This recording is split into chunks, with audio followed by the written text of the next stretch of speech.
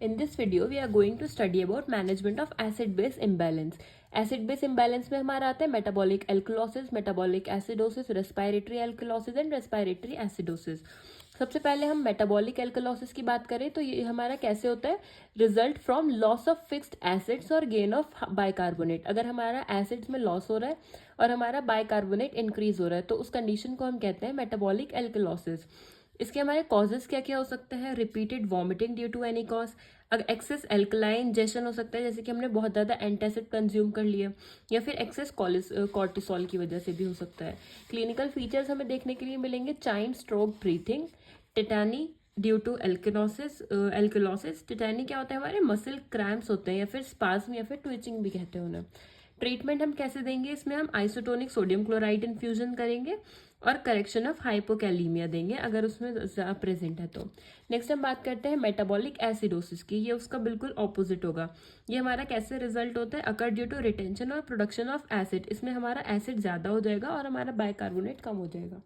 Next हम बात करते हैं रेस्पिरेटरी एल्कलोसिस की. इसमें हमारा जो आर्टीरियल में पार्शियल कार्बन डाइऑक्साइड प्रेशर होता है वो हमारा बिलो हो जाता है नॉर्मल से.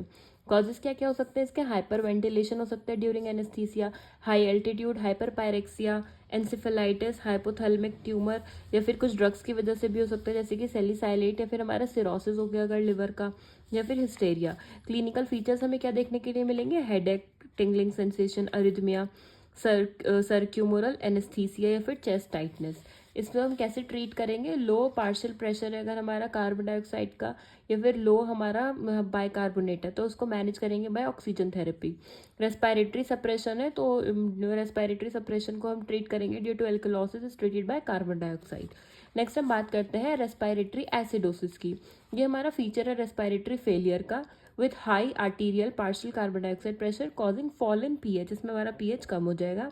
इसके हमारे कॉजेज होते हैं ड्यूरिंग एंड आफ्टर एनेस्थीसिया, या फिर chronic bronchitis, emphysema, thoracic disease, upper abdominal surgery और disease, respiratory airway obstruction, myasthenia gravis, poliomyelitis या फिर स्ट्रोक. क्लिनिकल फीचर्स की बात करें तो डिसिप्निया, साइकोसिस, स्लीप डिस्टर्बेंसेस, जर, confusion, hallucination, tremor, personality changes. Treatment की बात करें तो ऑक्सीजन थेरेपी या फिर वेंटिलेटर सपोर्ट देंगे.